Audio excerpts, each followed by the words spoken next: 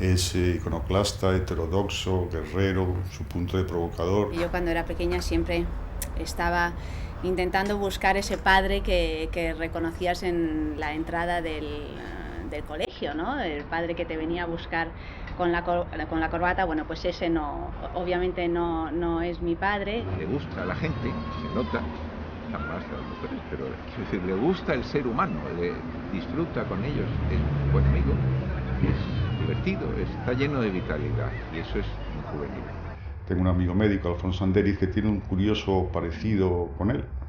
Y me contaba mi amigo que estando en Tenerife, en cierta ocasión se le acerca a un señor con cierto aire circunspecto y le pregunta: ¿no será usted Sánchez Dragó? Mi amigo obviamente le dice: pues no, no lo soy. Con lo que contestó aquel señor, el individuo: y que pues ya tiene usted suerte, pues ha librado un par de buenas hostias. Yo creo que el ideal de toda vida debe ser el viejo ideal del paganismo de conocerte a ti mismo, de llegar a saber quién eres, de llegar a ser el que eres. Siempre he escrito. Yo a mi madre, el día de la madre, no le regalaba, no sé, un tiesto, un ramo de rosa, esas cosas que se suelen regalar. Yo le regalaba una novela, escribía la novela y se la regalaba. Y claro, a mi madre se le caía la baba, ¿no? Recuerdo la escena perfectamente, 4 o 5 camaradas en una celda, tal. Yo contestaba tal, con casilla, y al final suman, y yo estaba convencido que iba a salir más rojo que Lenin. Bueno, pues salí de derechas, salí liberal. Quien se cura del miedo a la muerte, se ha curado de todo. Krishnamurti decía: haz lo que temes y el temor desaparecerá. Esto es cierto, esto es mano de santo. En cuanto tengas miedo de una cosa con esto, hazla. Verás como no hay nada que temer. Bueno, pues muérete. Yo me he muerto un montón de veces. Verás que arriba tengo un ataúd. Yo he probado todo. Para que la relación funcionara he probado todo. El matrimonio de toda la vida, el matrimonio el promiscuo, la fidelidad, el matrimonio progre, el matrimonio oriental, el matrimonio occidental. Y es dificilísimo.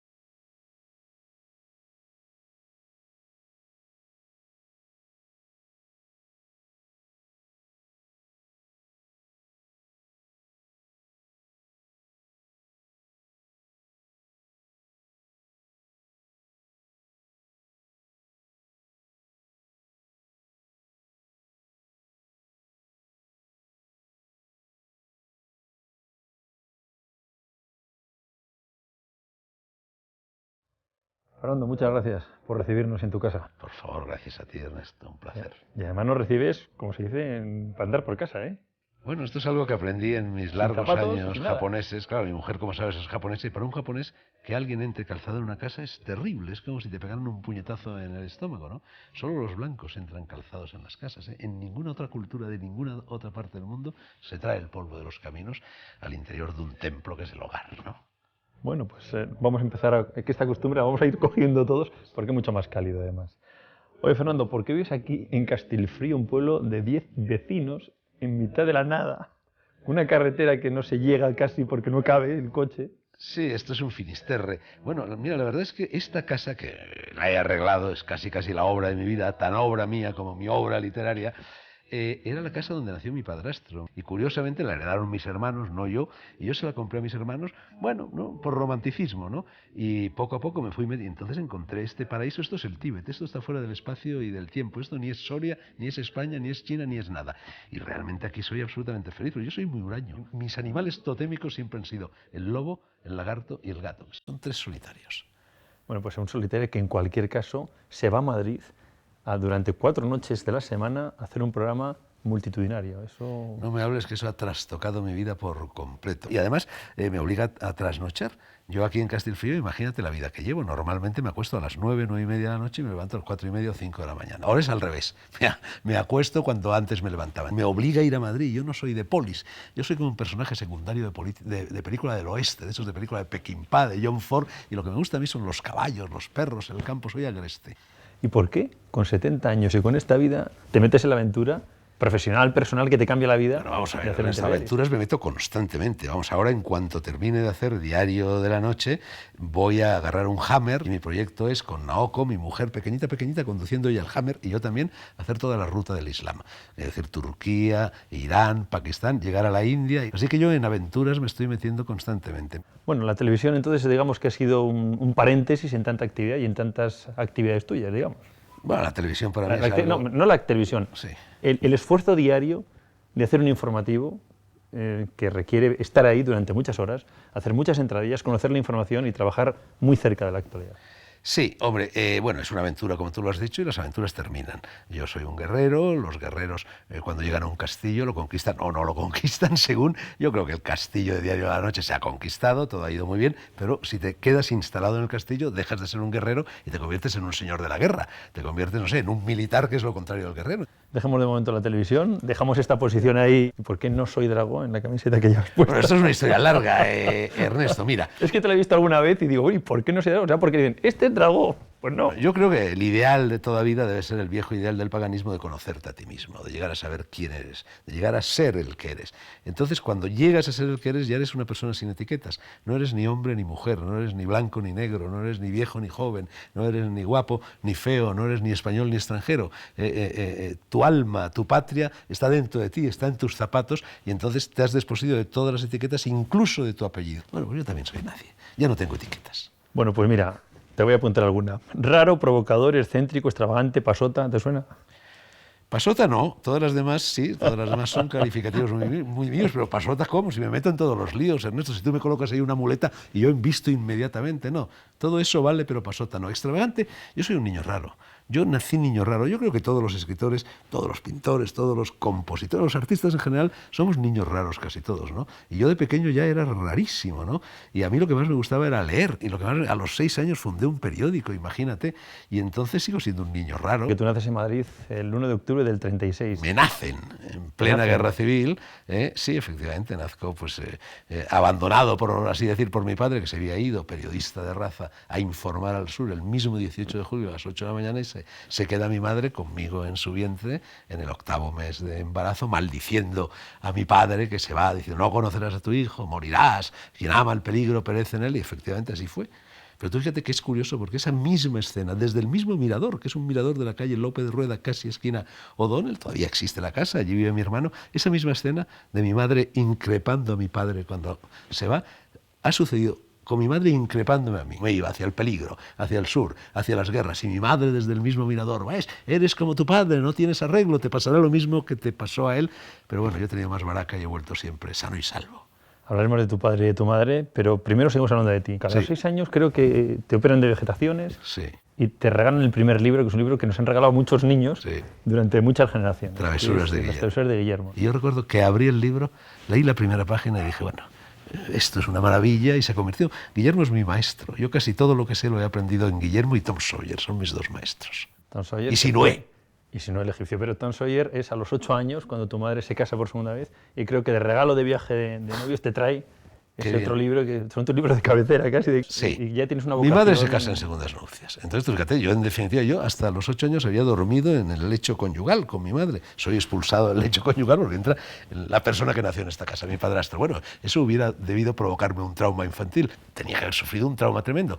Y me traen el famoso libro Tom Sawyer, Huck Finn. Tom Sawyer viajero, Tom Sawyer detective, y me pasó lo mismo, lo abrí y dije, bueno, Dios aprieta pero no ahoga. Bueno, recuperaste otra cosa con tu padrastro, conocer Soria. Sí, claro, aquí, te venías a Soria, donde creo que había que quitarte de los libros, porque te pasabas horas y horas leyendo y no quería jugar con los niños. Pero es que era un destino, Ernesto. Yo llego a los 8 años, la primera vez que llego a Soria, 1 de agosto, en un autobús desvencijado que tardaba 4 horas en llegar desde Madrid, me bajo del autobús, viento serrano, olía a película del oeste también, olía a película de Peckinpah, ¿no? Y me llevan a la casa de mi padrastro, que está en el centro de la ciudad, y que eran los propietarios de la única librería que había entonces en la ciudad, que todavía existe, una bonita librería vieja, librería Las Heras. Y descubro una librería entera para mí.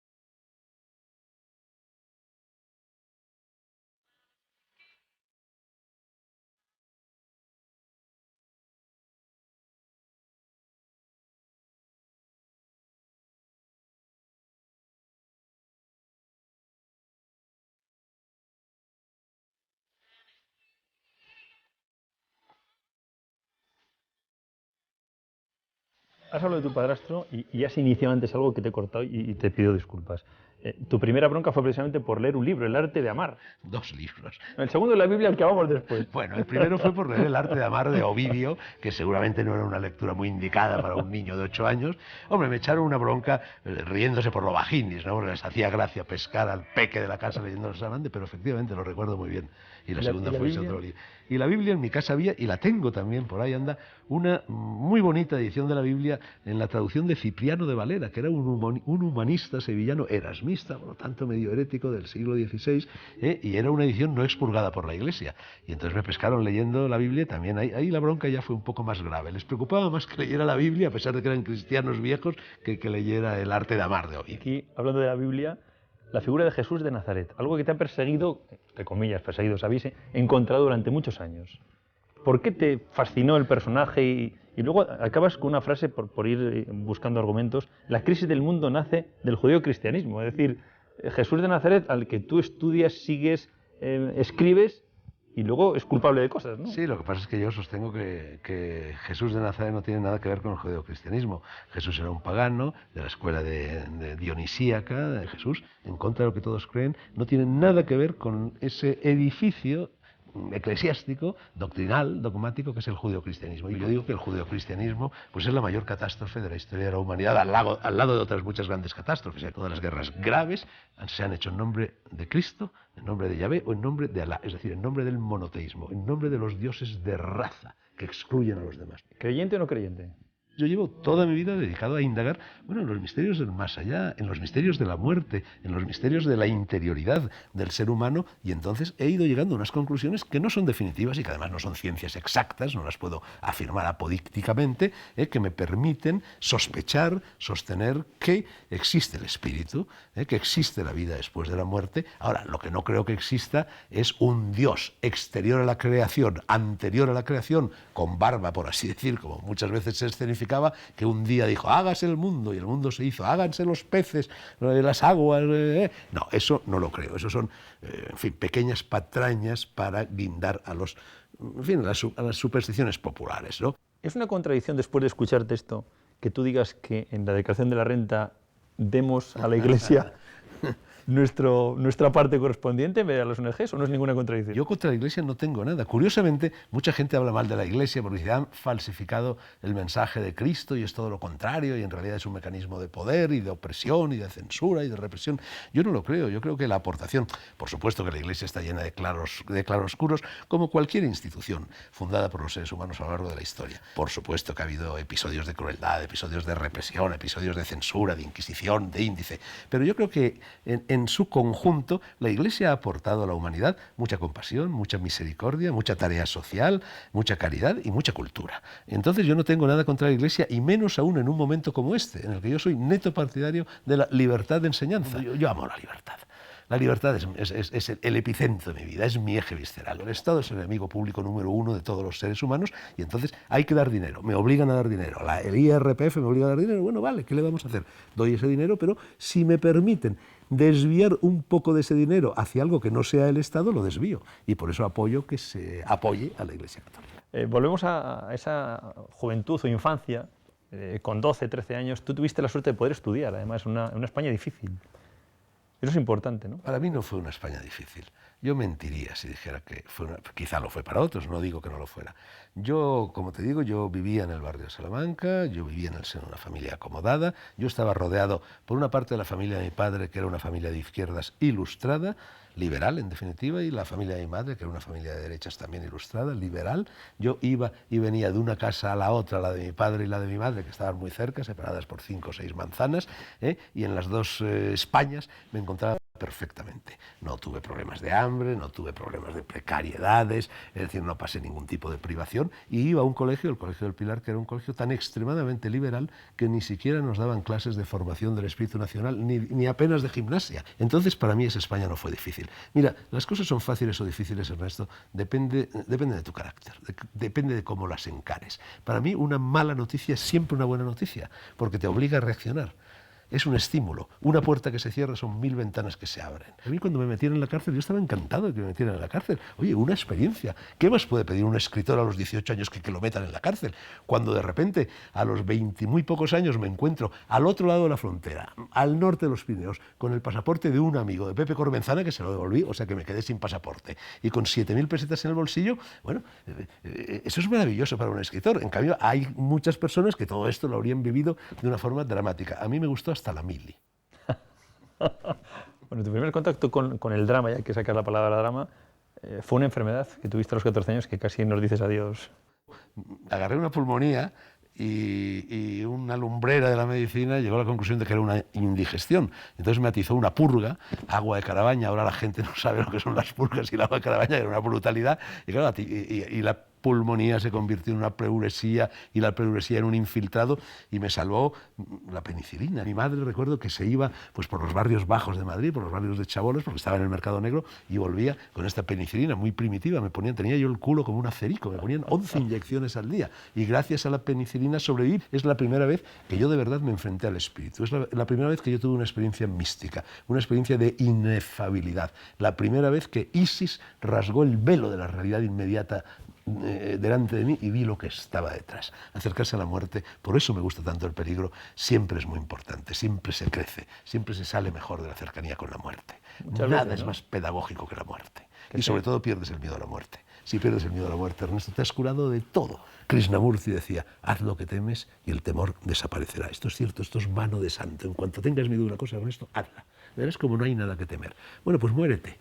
Yo me he muerto un montón de veces. Verás que arriba tengo un ataúd. Luego te lo iba a preguntar, si es verdad lo del ataúd. Pues claro, lo vas a ver en mi despacho. Yo trabajo con el ataúd. Yo soy incapaz. Digo, primero, yo tengo miedo a la muerte, el ataúd lo veo y no lo tendría en la casa nunca, y por eso me sigue sorprendiendo cuando te digo. Porque además, tú has estado en más situaciones de peligro y has tenido más encuentros con esa puerta que si la traspasas ya no vuelves, ¿no?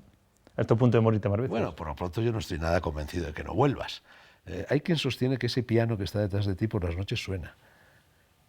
Yo no lo he oído nunca. No me invites a tu casa, no lo he oído que no nunca, me quedo, pero, me voy al pueblo una de chica al lado. colombiana, una chica de servicio, una empleada de hogar, como se dice ahora, que estaba aquí, lo oía todas las noches. Pero eso, ¿por qué te tiene que dar miedo? Oye, un fantasma tan gentil que viene y te toca una sonata de Chopin, es fantástico. Nunca un fantasma ha hecho daño a nadie. Los fantasmas, caso de que existen, no tienen la facultades para intervenir en el mundo material. Así que es un espectáculo divertido. ¿A qué vas a ver películas de terror de vez en cuando? No, no me gustan. Bueno, no te gustarán, pero leerás relatos. Pero veo las terror televisiones de y vez los en cuando. telediarios. Bueno, ya con eso, pero eso no es terror, eso es horror. Bueno, pues si te parece, ya que estás hablando de la casa, Sí, si te la enseño. cambiamos de escenario. Muy bien. Y voy a preguntarte inmediatamente cómo pasar del Partido Comunista de España a un liberalismo conservador que dicen que es tu última definición. A ver si es un tópico Mi o última, simplemente... mi última y la primera. Yo soy un liberal de las Cortes de Cádiz y lo era ya entonces. Lo que pasa es que cuando yo llego a la universidad yo no fui nunca comunista, estuve en el Partido Comunista. Es muy distinto ser que estar. Yo nunca me sentí comunista, yo nunca leí los textos comunistas. Lo que pasa es que luchaba contra Franco, lo que sí era antifranquista. Entonces fíjate que hay un episodio muy curioso que yo recojo en mi novela Muertes Paralelas. Estábamos todos en la cárcel, 18 camaradas, como nos llamábamos, metidos en la cárcel de Carabanchel, en fin, con todo el heroísmo, con todos nimbados por esa aureola de la lucha contra Franco, o sea, todos muy marxistas, muy comunistas, y cayó en nuestras manos un Paris Match. Y en ese Paris Match había un test para averiguar, lo iba rellenando y entonces el resultado que arrojaba era tu posición política. Entonces todos nosotros rellenamos el test y recuerdo la escena perfectamente, 4 o 5 camaradas en una celda, tal. Yo contestaba tal, pues contra el casilla y al final suman y yo estaba convencido que iba a salir más rojo que Lenin. Bueno, pues salí de derechas, salí liberal. Bueno, vamos a ver la casa. Vamos. Qué bonito. Esta es la dosis de la noche y esta es la dosis de la tarde. Esto es una especie de Viagra natural. Maca, una hierba peruana, por ejemplo. La seta china y japonesa. ¿Y eso para qué sirve? Para todo. Es una panacea. Te regula todo, ¿no? Cultivamos nuestras hortalizas, nuestras... O sea, que tú comes tus tomates y lechugas tuyos. Es que sabrán a lechuga y a tomate. 2 olivos, que es mi árbol. Uno allí. Jamás. Olimpia. Olimpia, Olimpia, Olimpia. Olimpia. Quítalo, joder. Muy bonito. Y el ataúd. No, ya lo he visto ya. Este ataúd se utilizaba únicamente para el velorio. Colocaban dentro el muerto y al día siguiente al pobre muerto lo enterraban directamente en la tierra y se fregaba el ataúd y servía para el muerto siguiente. O sea que imagínate la cantidad de muertos que pueden haber pasado por aquí.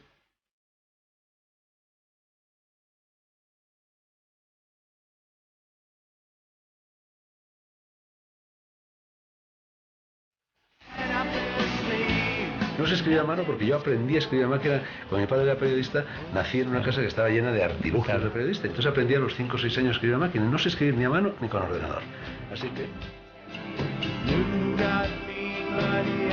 Si yo fuera multimillonario, compraría un barco de vela, le colocaría una bandera pirata encima, lo llenaría de piratas, piratos y piratas, y se lo regalaría a Fernando. Energúmeno soy, lo admito, y debido a ello me pongo estas orejas de burro. De pequeña siempre le pedía que me pusiera horarios.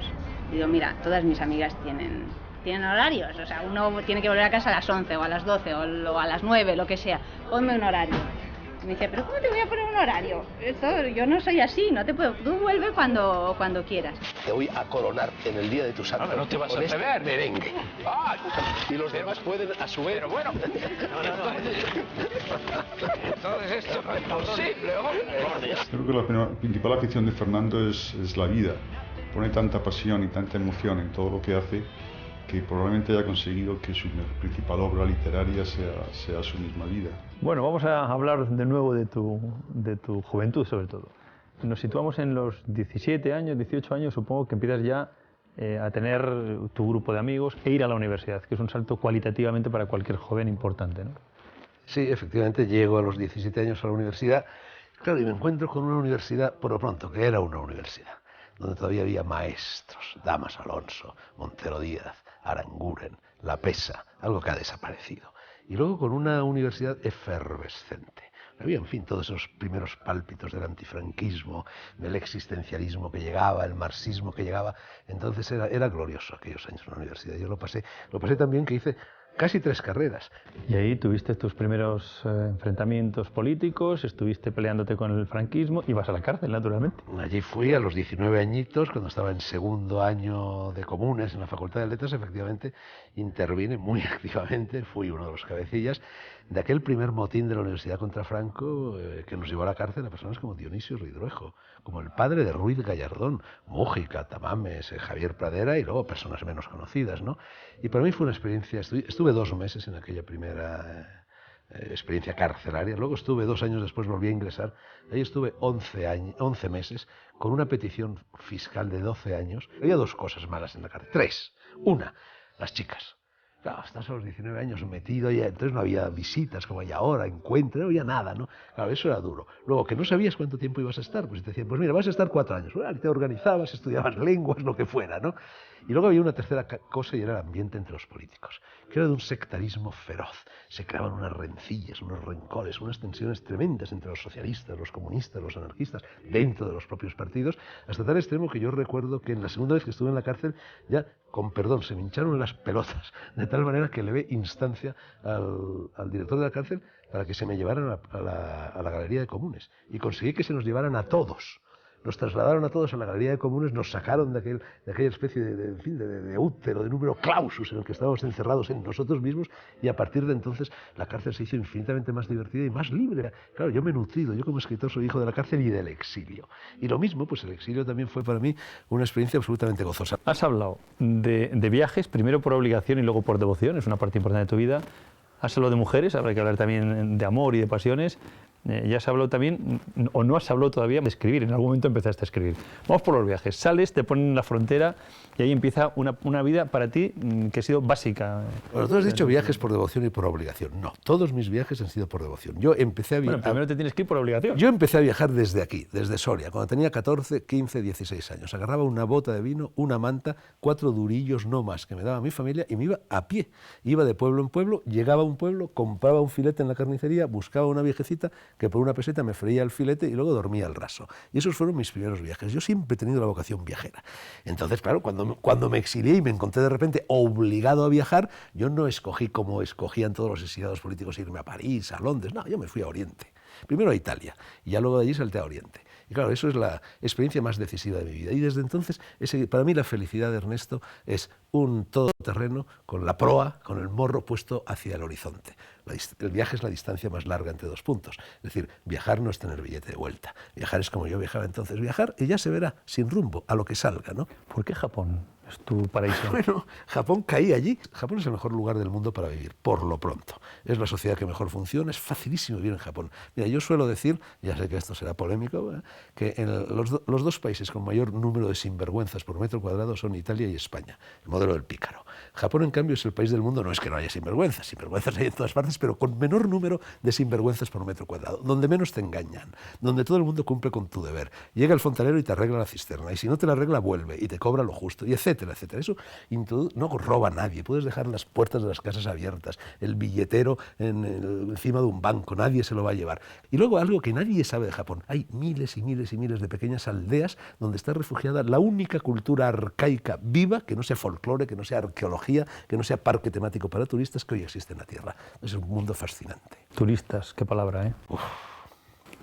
Son mis enemigos, son mis mayores enemigos. Yo a veces fantaseo por las noches con organizar guerrillas contra el turismo. Y desde luego, en cuanto leo en el periódico que ha estallado una bomba, que ha habido un atentado, que se ha producido una catástrofe, un tsunami, un terremoto, una erupción volcánica, que hay una revolución, lo que sea, inmediatamente me voy a la agencia de viajes más cercana y compro un billete para ir a ese país, porque es cuando no hay turistas. Bueno, ¿cuándo empezaste a escribir? ¿Cuándo empezaste a escribir? Uy, nada, empecé a escribir cuando yo creo que ya en la teta de mi madre. Los primeros escritos, y por ahí están, no te creas que exagero, son de cuando tenía 6 o 7 años que fundé un periódico, que se llamaba La Nueva España, que era un periódico naturalmente hecho a mano, un plagio del ABC, que era el periódico que se leía en mi casa. Yo ese periódico se lo alquilaba a los vecinos de la casa en la que vivía por 5 céntimos de peseta. Claro, ejemplar único, lo recuperaba y se lo alquilaba al siguiente, y luego escribía obras de teatro. A los 8, a los 9, a los 10, y las representábamos, siempre escrito. Yo a mi madre, el Día de la Madre, no le regalaba, no sé, un tiesto, un ramo de rosa, esas cosas que se suelen regalar. Yo le regalaba una novela, escribía una novela y se la regalaba, y claro, a mi madre se le caía la baba, ¿no? Tu primer matrimonio. ¿Te enamoraste joven, te casaste joven? Houston, cuando escribió sus memorias, que es un libro magnífico, habla de las cosas que no volvería a hacer, que rectificaría si volvieran a hacer. Bueno, eso lo hemos pensado todos alguna vez. Houston dice 4 cosas, las 4 muy interesantes. 1, pasaría más tiempo con mis hijos. Yo también, desde luego, eso nos pasa a todos los padres, creo yo. 2, no bebería licores, yo me estoy ahora tomando un whisky, sino vino. También me parece muy saludable. No me gastaría el dinero antes de ganarlo. Yo eso nunca lo he hecho, he sido siempre bastante apañadito para los ahorros, y no me casaría 5 veces. Bueno, Houston se casó 5 veces, yo me he casado 7, Ernesto. Casarme no, porque afortunadamente bajo Franco no se podía uno casar, porque si no me hubiera casado 77, ¿no? Pero vamos, vidas conyugales, con todo el peso de la vida conyugal, economía compartida, hijo, proyecto de vida en común, etcétera, 7 veces. Yo creo que eso es lo que verdaderamente me condujo a ser operado de corazón hace 3 años. Yo he probado todo. Para que la relación funcionara he probado todo. El matrimonio de toda la vida, el matrimonio el promiscuo, la fidelidad, el matrimonio progre, el matrimonio oriental, el matrimonio occidental. Y es dificilísimo. Es decir, porque hombres y mujeres son seres diferentes. No deberían vivir bajo el mismo techo por lo general. Ahora estoy contentísimo, porque claro, he encontrado una persona realmente excepcional y además a la que le llevo 38 años. Yo no, le llevo 38 años. Es la relación perfecta. Yo podría ser su abuelo, no ya su padre, pero de hecho ella me llama papi. ¿Tienes 3 hijos? Tengo 3 hijos que abultan muchísimo, porque son 3 hijos nietos? Que se llevan, y 2 nietos que se llevan 10 o 12 años entre sí, y que además cada uno es hijo de una madre diferente, y además cada madre diferente es de una nacionalidad también distinta. El milagro de mi vida es la familia que he conseguido crear. Una familia todos bien avenidos, mis hijos se consideran entre ellos hermanos, a pesar de que solo son hermanos de padre, viajamos juntos, vivimos casi juntos en mi casa de Madrid. Una de mis hijas vive encima de mí, mi hijo vive también encima de mí, la otra vivía antes encima de mí, pero ahora como ya ha tenido los 2 nietos, ha tenido que irse a otro lugar más amplio. Todos los meses, el mejor momento de mi vida, todos los años, allá por el mes de abril, cojo a mis hijos y mis nietos y me voy a hacer un viaje con ellos. Fantástico, la India, Nepal, Turquía, Tanzania, ¿no? Y ese es el mejor momento de mi vida y yo creo que también el mejor momento de la vida de ellos. Bueno, pues toda la tensión acumulada en esos matrimonios y en esa vida casi se culmina en un día que no sé si te acuerdas, 17 del 12 del 2004. El 16, espera, es cuando me operan de corazón. Sí, efectivamente. Bueno, uno de los momentos de mayor felicidad de mi vida. Está contado en uno de mis libros. Bueno, a mí, que tú digas que la UCI eras feliz, eso lo he oído a Fernando Sánchez. La UCI la gente quiere salir cuanto antes, huyendo. Ya te he dicho que yo soy niño raro, que a mí todo me gusta, que me gustó la cárcel, que me gustó el exilio. Bueno, a punto estás de morirte porque tienes 3 bypass en una operación que entrabas y no se sabía si ibas a salir siquiera. La UBI es muy divertida, oye, muy divertida, es trágica y cómica. Es como un auto sacramental de Calderón, es como la ceremonia de la confusión de Arrabal, se mezcla la vida con la muerte, la alegría con la tristeza, el disparate de una comedia de los hermanos Marx. Es divertido, las conversaciones de las enfermeras, los médicos que aparecen, los cotilleos, de verdad, era un mundo extraordinariamente divertido. Y yo suplicaba al cirujano, por favor, no me envíe a planta, déjeme usted seguir aquí 3 o 4 días más, que esto es muy interesante para mí, como ser humano y como escritor. Y misericordia, a los 2 días menos, no llegué a estar 2 días, me enviaron a planta y perdí todo aquel paraíso. Bueno, vamos a cambiar de tercio, y no para hablar de toros, vamos a hablar de tu padre, de ese hombre al que descubres, te apasiona, buscas su historia y la terminas hace muy poquito en ese libro, Muertes Paralelas, que supongo que ha sido una parte importante para ti, como autor y como persona, ¿no? Claro, ¿Quién era tu padre?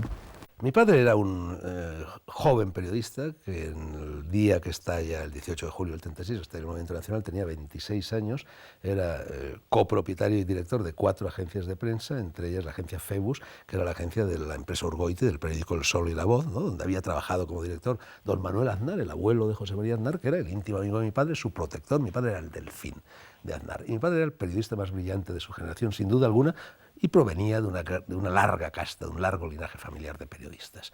Y entonces mi padre, el día 18, recién casado con mi madre, enamoradísimos los dos, luego te enseño fotografías de mi padre y mi madre que andan por aquí, se entera que la guarnición de Melilla se ha sublevado. Y entonces mi padre, claro, era un periodista nato, agarra un coche y se va hacia el sur, dejando a mi madre embarazada, él. Pero imagínate que está ya, no sé, la guerra de Irak y que Pedro J. Ramírez se va, él no se va Pedro J. Envía un corresponsal, destaca el corresponsal que está dando, no, mi padre se fue, el director de la agencia, y bueno, y ahí vive una peripecia increíble que es la que yo he conseguido reconstruir 60 años después en Muertes Paralelas, llevando a cabo una investigación verdaderamente policíaca, laboriosísima, muy difícil, y termina siendo asesinado el mismo día que cumplía 27 años en la cárcel de Burgos, paseado.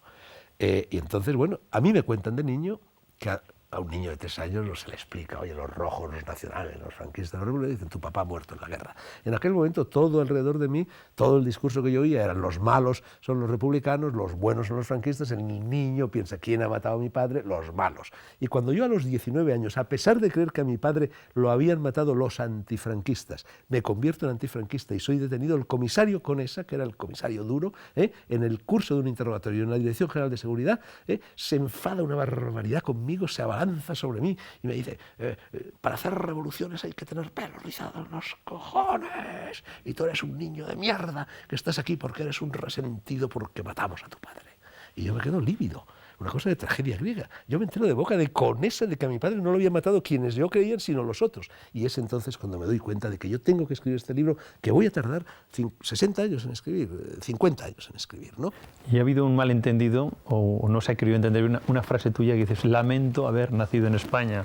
Muy polémica, pero después de escuchar esta historia probablemente sea mucho más fácil entender esa frase, claro, ¿no? Eso está en el prólogo. Entonces, digo, después de haberme asomado como yo lo he hecho a lo que fue la guerra civil, que fue tremendo, por ambas partes, fue tremendo. La gente se mataba los unos a los otros por la linde de unos campos, porque eras la amante de una mujer y querías matar a su marido, o viceversa. Por todas estas pequeñas miserias humanas, la gente se exterminaron los unos a los otros. Entonces, después de recorrer durante muchos años, como yo lo hice para recorrer Muertes Paralelas esa España, me salió del alma ese grito, después de haber hecho todo esto, tengo que decirlo, porque escribir ahí hay un samurái. Escribir es oficio de samurái, rajarte la tripa y ponerla en negro sobre blanco, ponerla en los folios, tengo que decirlo y lo digo. Lamento profundamente haber nacido español. Claro, yo cuando digo, lamento profundamente haber nacido en España, o me hago una camiseta, que alguna vez no lo he visto, y dice, soy apátrida, mis amigos se ríen y me dicen, pero si tú eres más español que nadie. Dices que el pueblo solo tiene un patrimonio y es la lengua, y la utilizamos mal y la cuidamos poco, ¿no? El pueblo y el ser humano en general, lo que nos hace humanos es la lengua. Aprendemos a pensar cuando aprendemos a hablar cuando aprendemos a pensar. Son dos procesos inseparables. Tú piensas con palabras, ¿no? Si perdemos la lengua, estamos perdiendo el único patrimonio que de verdad tiene el pueblo, lo que nos ha hecho pueblo, lo que nos ha hecho españoles, lo que nos ha hecho hombres y mujeres. Lo único que tiene el pueblo y que nadie te lo puede quitar es la palabra. ¿Por qué los partidos políticos utilizan la cultura y uno dicen que la cultura solo es de izquierdas y no es de la derecha? El Quijote es de izquierdas. Fidias o Praxíteles o Platón o Aristóteles eran de izquierdas. La mayor parte de la cultura es cultura libre. La cultura, por lo pronto, no es de izquierdas ni de derechas. Como decía Ortega y Gasset, ser de izquierdas o ser de derechas es una de las infinitas maneras de ser estúpido que tiene el ser humano. Bueno, pues como hace un día espléndido en este pueblo, si te parece salimos un poco a la calle, vemos lo que hay y hablamos de toros, que creo que te gusta un poco, ¿no? Los toros me gustan. Mira, los toros, yo ahora digo en broma, antes lo que más me gustaban eran las chicas, los toros y el pescado crudo a la japonesa, el sushi y el sashimi. Ahora ya, el orden. Con esto de la edad ha cambiado el orden y ahora me gustan más los toros que las chicas. No sé si creerte.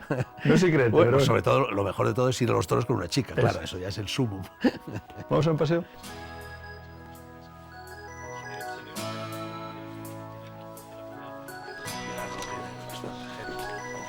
Hola, alcalde. Hola. Alcalde. Buenas tardes. ¿Os vais ya? Muy bien. Yo la semana que viene no estaré. Hasta luego, alcalde.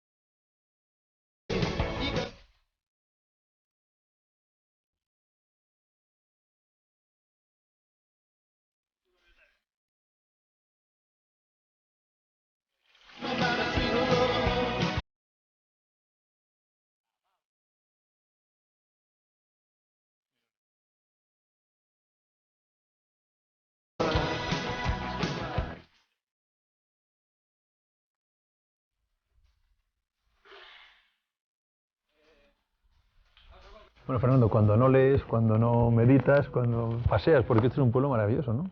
Sí, este es un pueblo muy especial, es un pueblo en el que ahora viven censados, hay unas 25 personas, y vivir todo el año vivimos 8 o 10.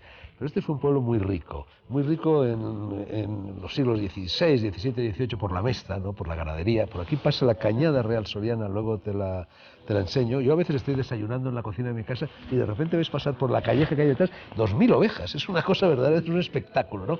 En cualquier caso, aquí, como no hay mercado, tú lo suples con un huerto.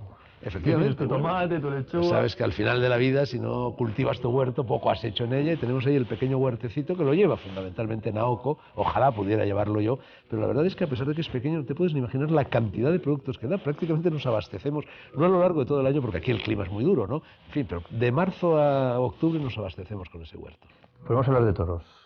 Que la gente se cree que los toros es una cosa que acabamos de encontrar y los toros vienen desde la prehistoria, que los tenemos pintados en las cuevas de Altamira, vaya. De mucho antes de la prehistoria. El toro está en todas las culturas. Está en la cultura egipcia, está en la cultura cretense, está en la cultura india, está en la cultura americana, está en la cultura japonesa. Luchas de toros o luchas de toros con hombres, las hay no solo en España, en muchísimas partes, pero solo en España esa lucha, que en definitiva es la lucha primordial entre la inteligencia humana y la animalidad de la bestia más poderosa, más potente, con más fuerza gedesíaca que existe en la tierra, que es el toro. Esa lucha ancestral primitiva se ha ido poco a poco refinando solo en España, de tal manera que ha dado lugar a lo que es el espectáculo, el sacramento, el deporte, el baile, es decir, algo en lo que confluye el mundo entero. Los antitaurinos piensan que nosotros, los aficionados a los toros, somos malvados, disfrutamos con la tortura, pero sí, como dice Boadella, la corrida de toros es un homenaje al toro, y el toro además lo han descubierto los veterinarios en un estudio científico de la Universidad de Madrid últimamente. Yo los llevé a uno de ellos. A 10 de la noche el toro, cuando está en la plaza, segrega las mismas endorfinas, las mismas hormonas del placer. En cambio, cuando lo llevan al matadero y él sabe que va a morir, segrega las hormonas del estrés, de la angustia, de la desesperación. El toro es guerrero. El toro es el único animal que existe en la tierra que se crece en el castigo. Fernando, cuando se habla de abolir los toros, ¿es sin cultura, ¿Es mala leche? ¿Es ganas de entrar donde no tienen que entrar? ¿Es las dos desconocimiento? cosas. Por lo pronto es falta de instinto de libertad, porque a nadie le obligan a ir a las corridas de toros. Las corridas de toros las ha apoyado siempre el pueblo, a menudo en contra de la corona o en contra de los prelados eclesiásticos. Toda esta pugna que hay ahora entre taurinos y antitaurinos siempre la ha habido. En la época de Felipe II, el Papa excomulgó las corridas de toros y quienes asistían a ellas, y Felipe II, con una larga cambiada, dijo: muy bien, si no nos dejan correr toros, correremos vacas. Entre las miles de explicaciones que se pueden dar de la corrida de toros, yo te voy a dar una de mis favoritas, de las que más me cautivan, de las que más me gustan, y es la interpretación erótica, la interpretación sexual. Cuando el torero sale a la plaza, es hembra, es mujer, es jean, va vestido de mujer, lleva lentejuelas, lleva un bolerito, lleva zapatillas de mujer, lleva medias, ¿no? Se contonea, se pavonea, ¿no? Y el toro, en cambio, es el macho, es la fuerza genesíaca, la fuerza viril, ¿no? Y poco a poco, a lo largo de la corrida, se van contaminando el varón, que es el toro, se va convirtiendo en mujer, la mujer, que es el torero, se va convirtiendo en varón. Entonces el torero, cuando ha hecho las cosas bien, tiene que meter el estoque, que es el falo curvo, como no es el falo, por el hoyo de las agujas. Y en ese momento, si ejecuta la suerte como se debe ejecutar, el toro, el gran varón, se ha convertido en una mujer vencida en su noche de bodas, que, abierta de piernas, cae ante su marido desflorada por él, y el orden del mundo se perpetúa. Entonces, quien pretende prohibir todo eso, sencillamente es un bárbaro. Hablemos de tu torero, que parece que no existe otro. Bueno, es que ahora no existe ningún otro. Hombre, perdona, Fíjate, te nombro. No. Castella, Juli... Ya, mira, Castella es un gran torero, el Juli es un gran torero, Cayetano va a ser un gran torero. Ahora hay muy buenos toreros. Estamos viviendo otra vez, está empezando a despuntar una edad de oro de la tauromaquia, y cuando yo he dicho que no hay otros toreros, inmediatamente me muerdo la lengua y los retiro. Hay muchos toreros muy buenos y que me gustan mucho. Pero yo escribí hace poco un largo artículo sobre sobre José Tomás, y le llamaba el quinto evangelista. ¿Por qué lo llamaba el quinto evangelista? Porque de vez en cuando aparece uno de esos toreros que tienen, no se puede explicar, que tienen ángel, misterio, duende, soplo, fuerza, y que por ellos solos instauran una nueva era de la tauromaquia. Esos toreros a lo largo del siglo XX solo ha habido 4, Joselito y Belmonte, luego Antonio Ordóñez, luego Manolete, antes de Antonio Ordóñez, y ahora de repente aparece el quinto evangelista, José Tomás, que yo digo, bueno, este ya no se coloca en el terreno de Belmonte, se coloca en un terreno inverosímil, no se sabe dónde se coloca, levita. El toro, yo digo, bueno, invento un término yo para definir el toreo de Tomás, que es torea a través, travesinas. Ese es el toreo de José Tomás. El toro o se lo lleva por delante, y se lo lleva por delante en muchas ocasiones, o lo atraviesa, bueno, pues como el mundo tangible atravesaba el cuerpo de Santa Teresa cuando estaba en éxtasis, ¿no? ¿Cuándo nace esta afición tuya? ¿O esta pasión tuya? Bueno, esta afición... Hombre, yo cuando empiezo a ir sistemáticamente a las plazas de toros es, bueno, más o menos cuando tengo 16, 17 años, y es una pasión como casi todo lo mío que nace literariamente. Es decir, leyendo a Hemingway, en fin, leyendo a Ortega incluso, en fin, leyendo a... Los toros han generado una literatura formidable, Federico García Lorca y Rafael Alberti, es decir, no se entiende la historia de la literatura española, y no solo la española, incluso la americana o la francesa, y yo leía mucho, y todo eso me fascinaba. Entonces yo, de niño, cuando yo quería ser Hemingway, y leía que Hemingway había dicho que él prefería cortar una oreja en las ventas a recibir el Premio Nobel de Literatura, pues esas cosas me impresionaban, y leía, y sobre todo empecé a ir a los toros de una forma sistemática precisamente cuando murió Hemingway. ¿Te gusta el silencio? ¿Has estado en grandes acontecimientos? ¿Has vivido en primera línea? ¿Vives con pasión, con intensidad? ¿A qué más cosas te dedicas? Aquí, además de leer, de pasear. Ernesto, ¿y dónde hay más silencio que en una plaza de toros? Yo tengo tiempo para muchas cosas. Fíjate, aquí tengo mucho tiempo. Aquí no hay nada que hacer más que leer, más que pasear, más que pensar, más que escribir. O sea, aquí tengo muchísimo más tiempo que el que tiene cualquier persona que vive en la capital. Pero aparte de eso, tengo como para todo mis trucos. Yo no hago vida social. Jamás voy a actos sociales. No me verás nunca en ningún acto social. Ya con eso gano un tiempito. No veo televisión nunca. Telediarios informativos, a veces tu programa, ya ni siquiera, porque estoy haciendo diario de la noche antes y no lo puedo ver, pero bueno, no veo televisión casi nunca, con lo cual dicen que los españoles ven una media de 4 horas y 50 minutos o algo así de televisión. Poco menos, pero sí. Bueno, ya gano 4 horas y media más. Luego, no utilizo jamás, yo llevo 25 años sin coger un coche dentro de la ciudad. Voy en metro, voy a pie, voy en taxi. Bueno, con todo eso yo ya tengo, mi jornada tiene en vez de 24 horas, 48. Entonces yo nunca me he aburrido. Yo vivo, si aprendes a salirte fuera del tiempo, tienes tiempo para todo. Si aprendes a salirte fuera del espacio, estás al mismo tiempo en todas partes. Es el viejo mandato, una vez más, de Oriente, de Buda y del paganismo. Hic et nunc, carpe diem, aquí y ahora. Vive solo en el momento presente. El pasado ya pasó, el futuro no ha llegado, no existe. Lo único que existe es este momento. El secreto de la felicidad es vivir solo en el instante presente. Secreto de la felicidad, que además el que quiera puede leerlo también con tus libros, ¿no? Sí, bueno, todo esto es más o menos lo que con mejor o peor fortuna intento transmitir a los lectores en los libros. Y otro secreto, el de la eterna juventud. Hemos visto unas pócimas en tu cuarto de año que yo estaba impresionado. Sí, Hombre, estas son las de la mañana, he visto como 6 o 7 pastillas, esta las de la tarde. Tengo un libro y ya... que no tiene ninguno, que yo sepa. No tengo un libro ya preparado que se llama El elixir de la eterna juventud. La verdad es que... ¿Cuántos libros tienes preparados? ¿Estás escribiendo el de la contra España? Cuantos más mejor, porque mientras tenga libros preparados no me muero. Mira, uno se muere cuando ya no tiene nada que hacer en la vida. Yo tengo que hacer 2 cosas. Tengo que visitar los 30 o 40 países que no conozco. Conozco 80 países, pero todavía me faltan 30 o 40.